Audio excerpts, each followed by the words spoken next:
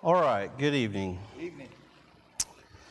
We're going to have a couple of announcements in our prayer at the end of class. So we're just going to go ahead and get started. This is our last week for the quarter in our study of Daniel. So I really appreciate those of you that have been sat through and bared with me and have taken on this, in my opinion, rather difficult study and challenging study. I hope you've gotten a lot out of it and found it rewarding. For those of you who just sat in here because you didn't know what was being taught week one and you've stayed in here because you're just too polite to leave, thank you for being here as well. Hopefully you still got something out of it. So we're going to have to move quickly because, as you know, we've got a lot to cover. As we said last week, chapters 10 through 12 all fit together. It's really about one vision. And as we covered last week, chapter 10 really introduces the vision to Daniel. Daniel has received the vision. And what's interesting about this vision is I don't think we really see what the vision is. We really have the explanation in chapter 11, but I'm not sure that we really see the vision itself. In chapter 10, Daniel's received the vision that's presented to him, and we see that he's disturbed and he is praying and fasting, seeking understanding from God. So we see him praying and fasting for 3 weeks. And so a messenger comes to Daniel answering his prayer for understanding. And we talked about maybe it's Christ followed by an angel, maybe it's just an angel throughout all this. But now as we come to chapter 11, the vision is being revealed and explained to him through this messenger.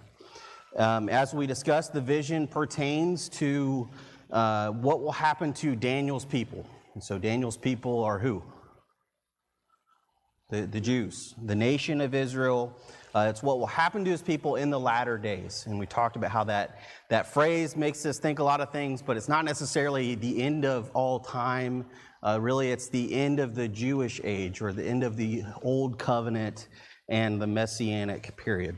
So as we think about the contents of chapter 11, the explanation of the vision, chapter 11, like all these other visions we've covered, it concerns some of these world empires. We're introduced to 4 world empires back in chapter 2, and we really kind of stay with those. Some of them, all 4 of them are covered in some visions, and then some visions, like the one tonight, is really focused on a couple of them.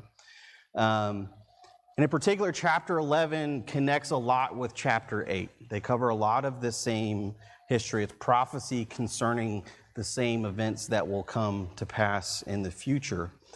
But chapter 11 really kind of zooms in even further and gives a lot more detail about things that will take place. In fact, when we come to chapter 11, there's really not much debate by scholars as to what is being talked about, what historical events are being discussed, at least through about verse 35.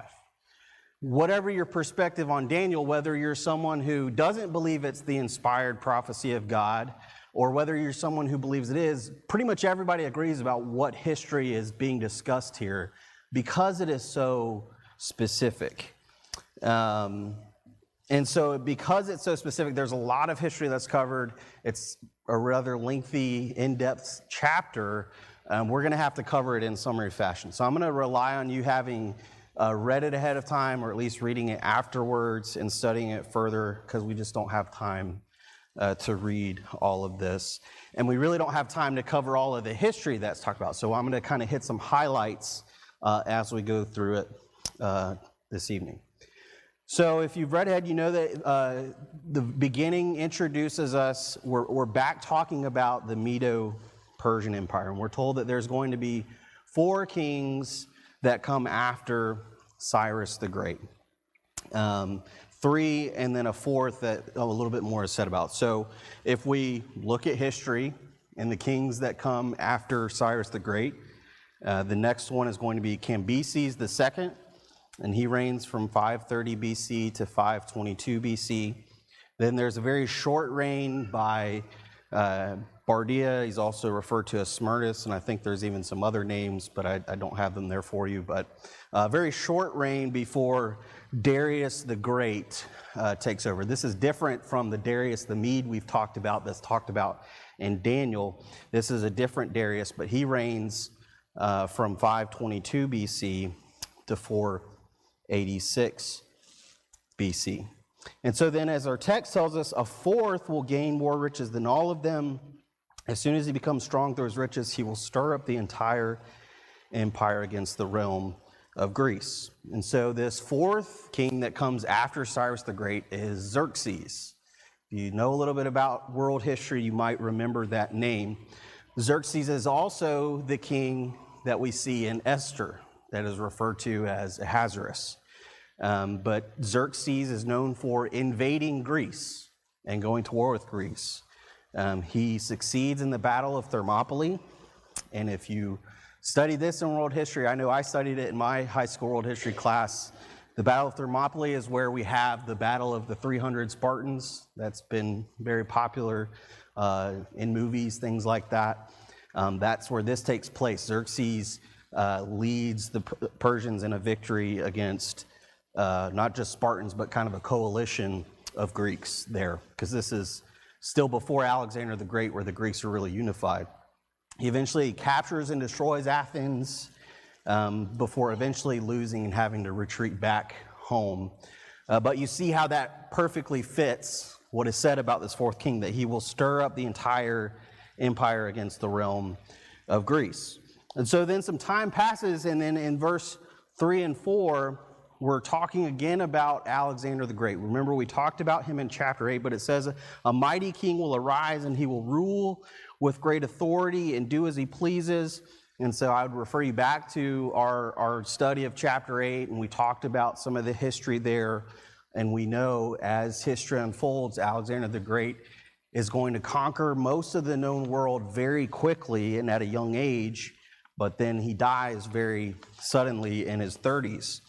And so one of the big things that's always part of the intrigue of the court is who's going to be the successor. And oftentimes it's who? A son, right? Whoever the son of the king is. Well, the problem was Alexander the Great had a son, but he was still in the womb. He had not been born yet when Alexander the Great died. So of course there was a power grab. Once the son is born, later on he's going to be assassinated. And so Alexander the Great's powerful great empire ends up being divided into these four kingdoms: the Ptolemaic, the Seleucid, the Macedon, and Pergamon empires or kings. And they will be powerful in their own regard, but nothing like Alexander the Great's empire. And so you see how all that history really fits what we see there in verse 4, that his kingdom will be broken up, but not to his own descendants. That's exactly what unfolds with Alexander the Great. And so then we move into verses 5 through 20. And if you've read, you see two different kings referred to a lot. Who's that? You got a king of what? King of the south and a king of the north. And this is really talking about a series of kings from the south and a series of kings from the north. And again, there's a lot, because of the very specific history that is prophesied here, there's really uniform agreement about what series of kings are being talked about. It's obviously two of the four kingdoms. And so the king of the south represents the Ptolemaic, or the Ptolemies, all right? And the region that was largely what their kingdom was in Egypt, okay? So that's where the Ptolemaic kingdom really was centered around, was Egypt. And then you have the king of the north, which represented the Seleucid kingdom that sprouted out of Alexander the Great. And that was in Syria. And of course, there will be fluctuation over the years, but that, if we talked about what was their hub, it was Egypt in the Ptolemaic kingdom and Syria in the northern kingdom of the Seleucids. And so I know that's kind of small. I got as big of a map as I could, but you see there, I don't remember if I have a laser somewhere. So that there is Egypt, and that's the Ptolemaic Then you have the Seleucid Empire. So you can see why this would be the king of the south, king of the north, and then you have some contested territory there that's going to be important in just a moment. And so as you read through these verses, you see a lot of conflict. And so that's exactly what unfolds between these two kingdoms throughout history. There were periods of war and invasion, and I think there's roughly 5 different wars that people would label between these two. But there's also times where they tried to form alliances and peace treaties.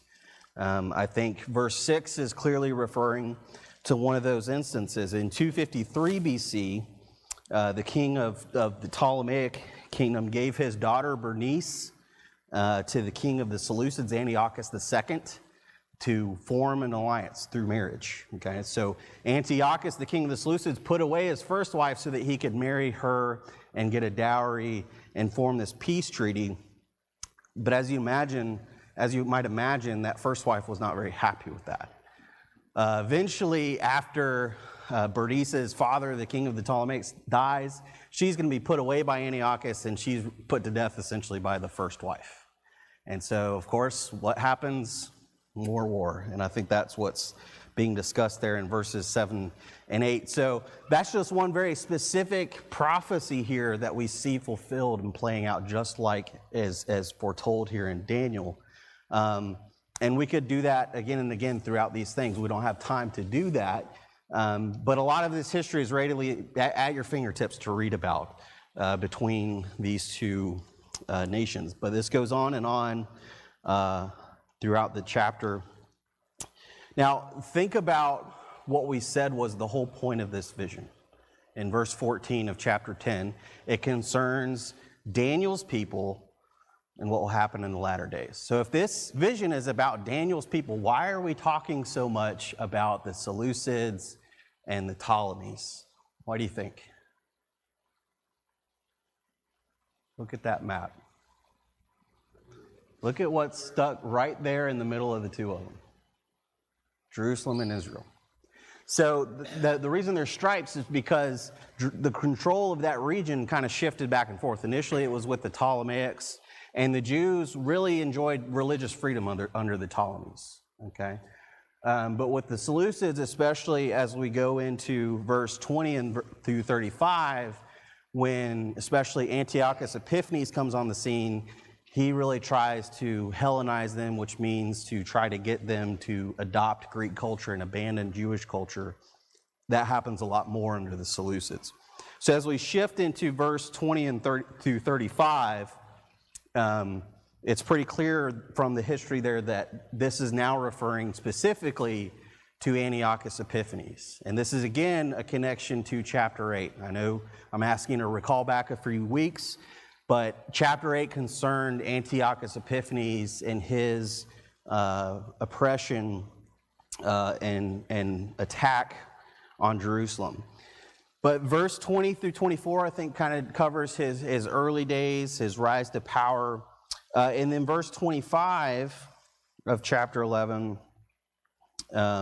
refers to some of his conflict with the Ptolemaic kingdom. And he will stir up his strength and courage against the king of the south with a large army, so the king of the south will mobilize.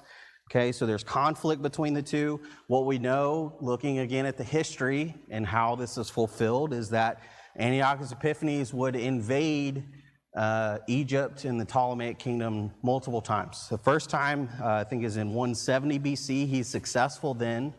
And a lot of people attribute that to the fact that Rome, who was rising at this time and was an ally of the Ptolemies, was preoccupied with another conflict. And so Antiochus Epiphanes and his army is able to go into Egypt and not have to worry about Rome intervening. And so he's successful there. But then there's a second invasion of Egypt by Antiochus Epiphanes, and this time it's unsuccessful in 168 BC, and that's because this time, guess who intervenes? The Romans. And so the history and the tradition is that an envoy of Romans intercepts Antiochus and his army and basically tells them, if you keep marching forward, you're going to be at war with the Roman Republic. And you can read about that instance. It's a very interesting story.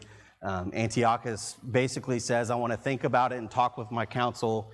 And the envoy from Rome draws a line, a circle around Antiochus Epiphanes, and I guess his council, and says, you talk it out however you need to, but when you leave that circle, you better have a decision.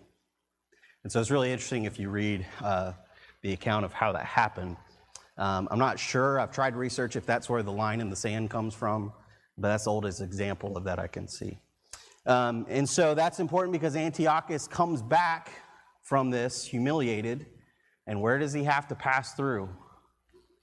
As he's angry, upset with his disappointment, he has to go right through Jerusalem. And so there, again, history there that we don't have time to get into. There was a lot of turmoil in Jerusalem around this time over the high priest. There was efforts by Antiochus Epiphanes to kind of have a puppet high priest.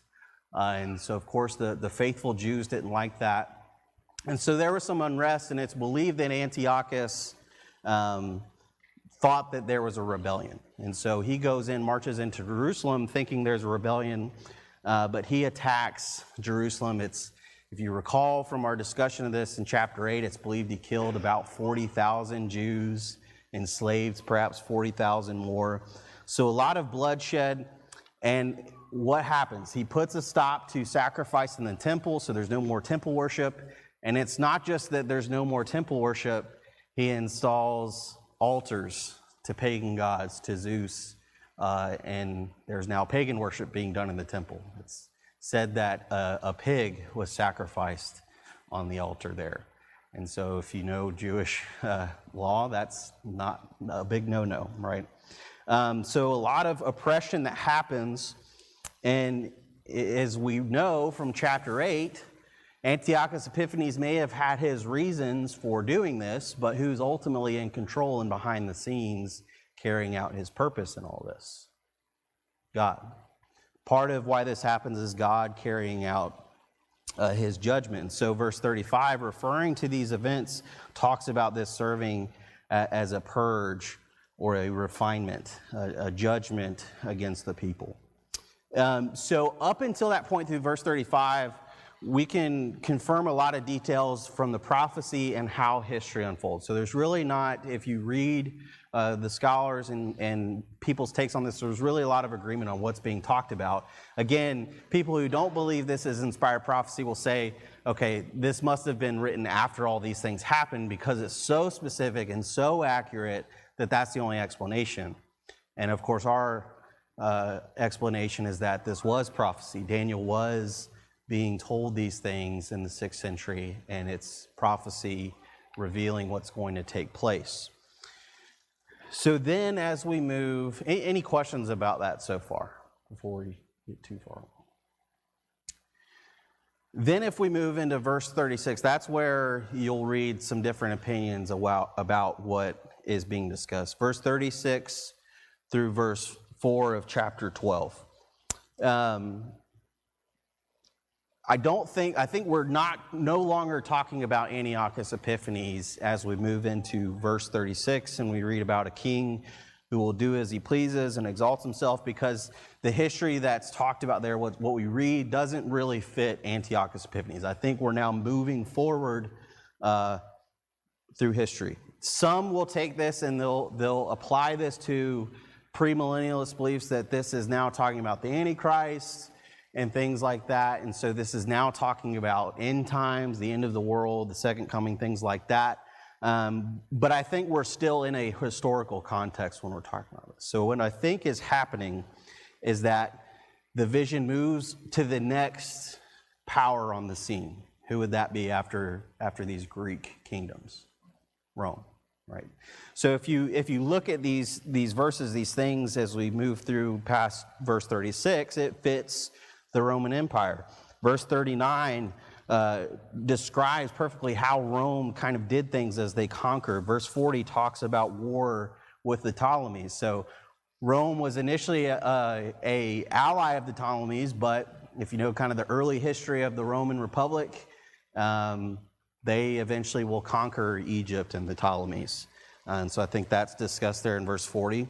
Verse 41 talks about how many countries will fall. Well, we all know how many places the Romans conquered. And as it moves through the rest of chapter 11 and into chapter 12, we're clearly referring to Jerusalem, and I think the Roman destruction of Jerusalem in AD 70. And so, of course, the vision continues in chapter 12. And as we move into chapter 12, verse 1, we're now focusing on the impact of all these things on God's people. So verse 1 tells us there will be a time of distress. Again, we're continuing in this time of the Roman Empire. That's when these things will take place. But verse 1 says, there will be a time of distress such as never occurred since there was a nation until that time. And at that time, your people, everyone who is found written in the book, will be rescued. And many of those who sleep in the dust of the ground will awake, these to everlasting life, but others to disgrace and everlasting contempt. So we see that there will be destruction, but it's not going to be a complete destruction, because those who are written in this book, will be rescued. Some of those who are sleeping will be awoken to everlasting life, but others will be woken to everlasting contempt. And so this is, I will admit, a challenging passage without any other context, but who do you guess helps us explain what's being talked about here if we go to the New Testament? Well, Jesus explains what's being talked about here, I think, in Matthew 24. So if you turn over to Matthew 24 for just a moment, we don't have time to read a lot of this, but Matthew 23, Jesus is talking about the destruction of Jerusalem. And in chapter 24, he's again talking about the destruction of Jerusalem. And look at what he says in verse 15. Therefore, when you see the abomination of desolation, that's a phrase that Daniel specifically uses at the end of chapter 12, which was spoken of through Daniel the prophet standing in the holy place, let the reader understand. Then those who are in Judea must flee to the mountains. Jump down to verse 21. For then there will be a great tribulation, such has not occurred since the beginning of the world until now, nor ever will again. So we see similar language, and if we were to read all through all of that, I think it's clear that Jesus is making the point that what Daniel said would happen is now being fulfilled through the destruction of Israel, and Jesus says there that these things will be fulfilled in this generation. So a lot of people want to take, again, the words of Jesus there and say he's talking about the future, far into the future, but Jesus says these things will be fulfilled in this generation, and so we know that Jerusalem's going to be destroyed soon after the time of Christ in AD 70. So what we see being prophesied here back in Daniel 11 and 12, there's going to be destruction in the time of the Roman Empire for those who reject the Messiah, which we know that the Jews as a whole did. But those who believe, those whose names are written in the book, will be saved. And so we move on to verse 4. Daniel's told to seal up the book, to keep it secret, because these things are going to happen in the future. They've already been fulfilled as we stand here now, but for Daniel, there's still things that are far into the future. And so he's to seal them up, but these words would have been something that the people going through these things, living during the time of Antiochus Epiphanes, living during the time of the Messiah, that they could have read the words of Daniel and been comforted to know that God is working through these things. So just so we can get through the rest of this chapter and then come back and kind of touch on some things.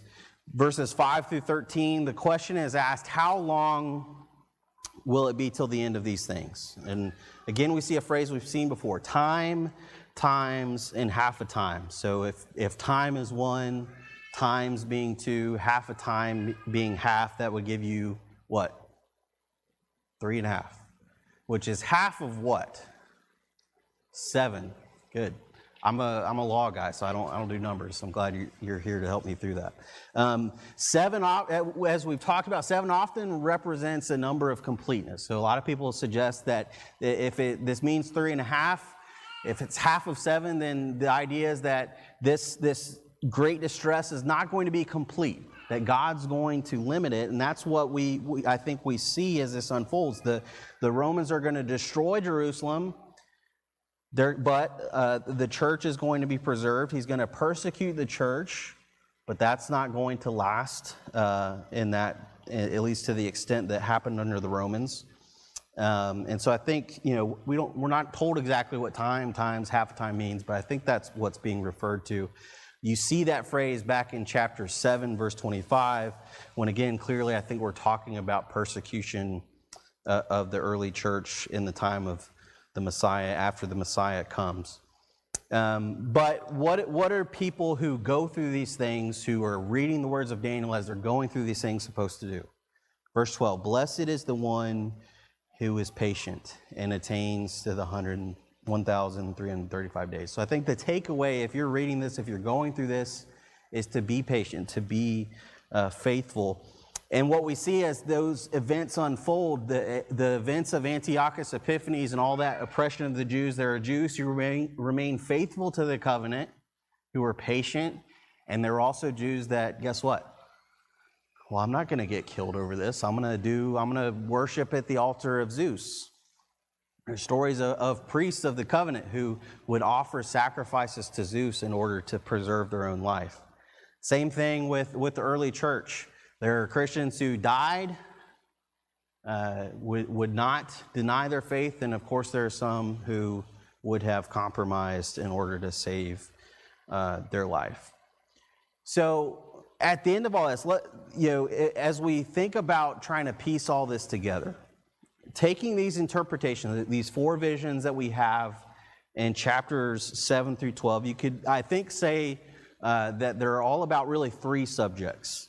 So one is the rise and fall of these world powers, the Babylonian, Medo-Persian, Greek, Roman empires. All right, the rise and fall of these, predicting what's going to come on the world stage. And then the second major topic is what's going to happen to God's people.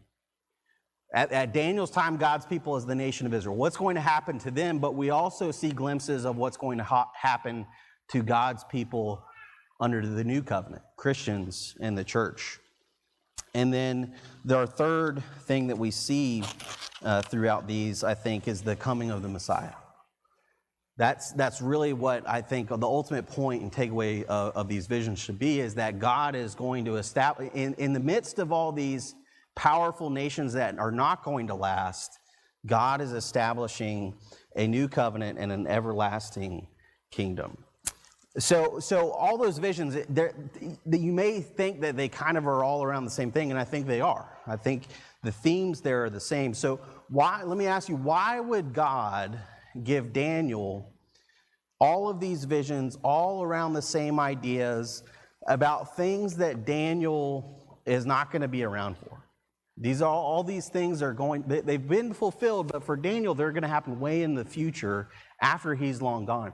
Why would God give Daniel these visions? And I think in kind of a repetitive fashion, of the same core ideas over and over again. Why do you think he would do that? To give us hope. I think that's certainly part of it. I think we can learn a lot from them. Why else?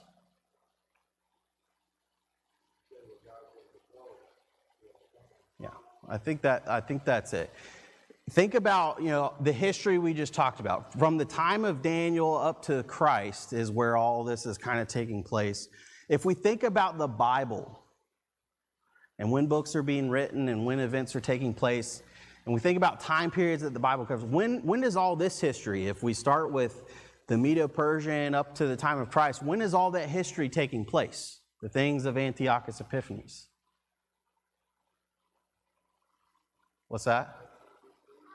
A little later than that, but it's during the time of silence that we refer to, the time where God's not sending prophets, okay? Where, if you're going through the things that we read about Antiochus Epiphanes doing, putting an altar to Zeus, slaying priests, sacrificing a pig in the temple, killing 40,000 Jews. If you're a Jew, if you're a faithful Jew, you might ask, where in the world is God in all of this? Well, Daniel tells us. God is there in all of it, in all of the history. God is working through and carrying out his purpose, even during the silent period. That's, I think, why God is impressing all of this on Daniel, so that those who are in this silent period could read the words of God and say, here's how this is being fulfilled in my life. I may not have a prophet coming to me like they had Isaiah or Elijah, but I have the words of Daniel telling me, here's why these things are taking place. Any questions about chapter 11, chapter 12? I've got some review I want to go through, but before I kind of move on from there, I'll let you insert a question if you want. Okay. So if you've studied Daniel before, if you've even just Googled Daniel or watched sermons on Daniel, you've likely come across some ideas or interpretations of Daniel and things that are included in Daniel that I haven't really talked about throughout our quarter. There's in fact a ton of stuff that people think is being talked about in Daniel that we really haven't talked about. We may have alluded to, but there's kind of, I would say, one kind of prominent view that kind of goes through each of these visions that you'll see a lot of people take. And I want to just take a few minutes before we end to talk about that. So our view, the interpretation we've discussed on each of these visions, is that all of these things, if you think back through each vision, all of the things being prophesied have already been fulfilled, right? Really, all these prophecies concern things in the BCs before Christ, and then we've talked about the time of Christ, the coming of the Messiah, the destruction of Jerusalem. That's really where the prophecy ends from our point of view. So all these prophecies concern things that are in the future for Daniel, but have already taken place before our time. But in general, again, there's, I think, kind of one major point of view of Daniel that you will see among those who, like us, believe Daniel is inspired prophecy. So these are, I think, for the most part, well-meaning people who believe in the fact that the Bible is God's inspired word, but they have a very different view on some of these things. And generally, the view results from those having a premillennialist, dispensational premillennialist view. And you know, I'm risking opening a can of worms by getting into that. But painting with a broad brush here, because it's not always a uniform belief, but the premillennialist belief and position is that at some point in the future, so it hasn't happened yet, there's going to be a rapture in which faithful Christians will be taken up into heaven, and that will be followed by a 7-year period of tribulation for those who are left behind, and that's when the Antichrist will reign. Again, I'm painting with broad strokes here. But then after that period of tribulation, Christ will return for a 1,000-year physical reign on earth. Okay? So when you hear about the millennium, that's where that term millennialist comes from. He will return and reign for 1,000 years on earth before returning to heaven to live eternally with the saints. And so that comes from places in Revelation, especially Revelation 20. They would also believe that Israel is going to be physically restored again.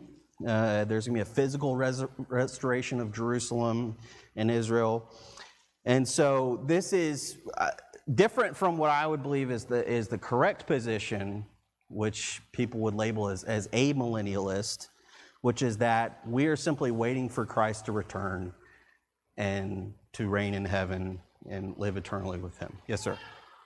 So I think a lot of that ends up being a fundamental misunderstanding of like us reading the end of Daniel or reading Revelation with like a modern set of eyes and not putting ourselves in the perspective of either a first century Christians or post-exile or exile Jews, right?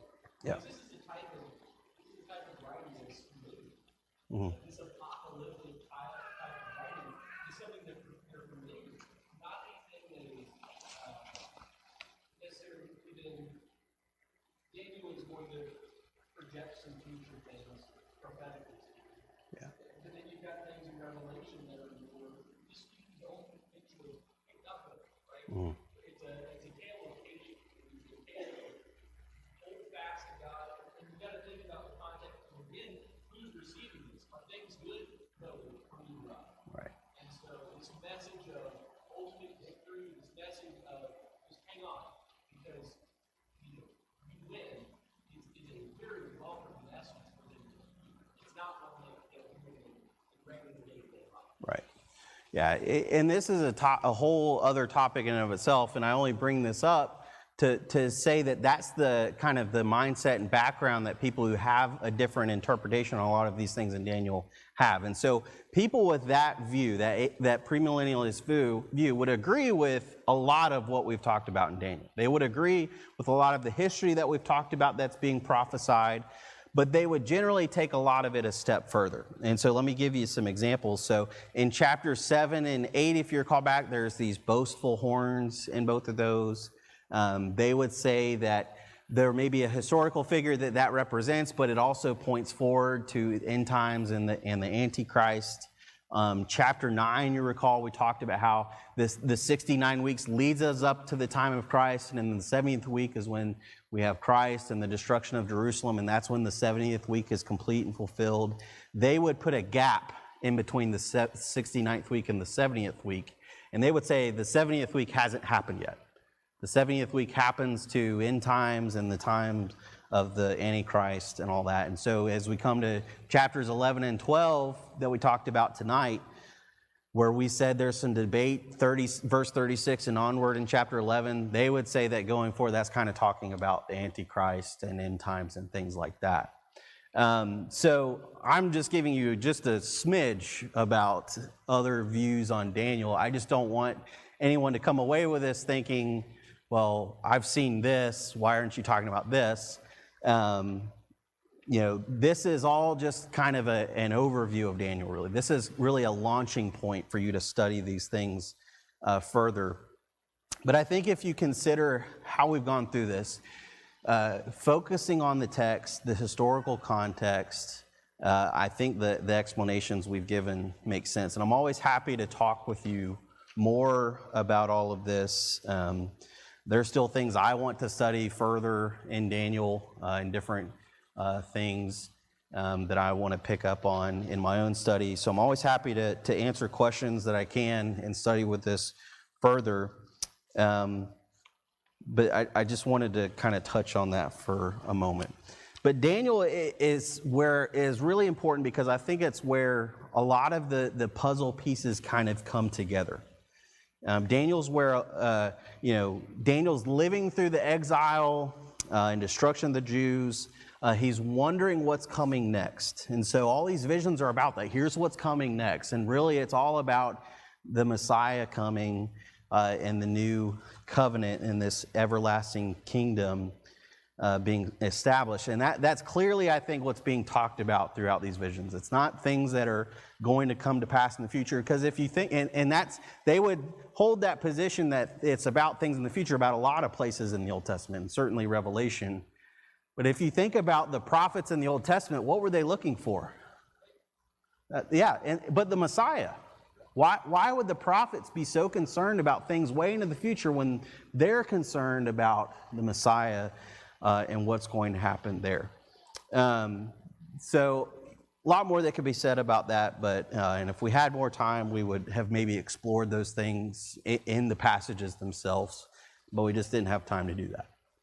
So we've got a few more minutes left. I want to finish up with kind of some review lessons that I want us to think about. A lot we could go back and review, but there's kind of three lessons that stand out in my mind.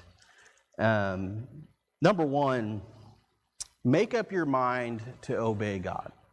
You think all the way back to chapter 1, a long time ago, there's a really key verse there in chapter 1 verse 8. Remember, Daniel's carried over a young, probably teenager, into exile, away from home, away from his support system. He certainly had some good friends with him that we read about. But the key verse there in verse 8 of chapter 1, but Daniel made up his mind that he would not defile himself. And so, of course, that's in the context of the king's food and wine and things like that. But I would suggest that Daniel made that decision in all aspects of his life. And we talked about that wasn't something he did as the pork or whatever was being raised on his fork to his mouth. I think that's something he made up in his mind beforehand. He was not going to defile himself. And so at a time when it seems like the devil is in an all-out assault to get Daniel to bring him down, where we might totally understand if Daniel were to compromise and cave in, we see Daniel standing firm, making up his mind to obey God. We see that with Daniel and his friends, of course. But when do we also see that? Chapter 6, when Daniel's an old man, when praying would get him killed, what does he do? The very thing that would get him killed. And so we see Daniel making up his mind throughout his life to do what God wants him to do. And so the same we need to do the same as well. The second lesson I think that stands out to me is that we need to seek understanding from God. If you recall back to last week in chapter 10, what is it said about Daniel? That he set his heart on understanding. And he didn't seek understanding from the other wise men, from the things of the world. Who did he seek understanding from? God. And we really see that throughout his life. We see it in chapter 2 when he's in a time of crisis. He goes to God looking for understanding of the vision. We see him seeking God through his word in chapter 9, through prayer throughout his life. Again, we talked about this last week. That's, I think, part of the problem with ourselves. We seek understanding from all different kinds of sources, whether it's self-help books, friends, family who don't have the right perspective. We seek understanding in the wrong places when we should be seeking understanding from God. And then the third lesson that I want us to really take away is to know that God is in control. I think that's, along with all these other things, I think that's the number one thing we should take away. Was God working through Daniel in his life? Absolutely. Was God working through Nebuchadnezzar? Absolutely.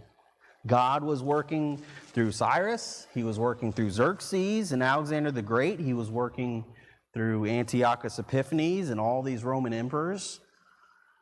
And so, where was God in all that? He was in all of it. God was always in control.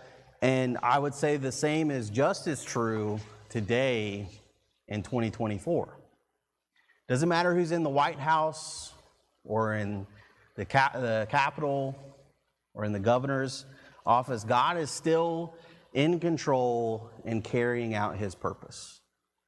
And most importantly, God throughout time has been in control and carrying out his promises and fulfilling his promises. We've talked about how, really a lot of this is bringing about the Messiah. And that's prophesied way back in Genesis 3. It's prophesied, it's promised to Abraham and Jacob and Isaac about this seed through who all the world is going to be blessed.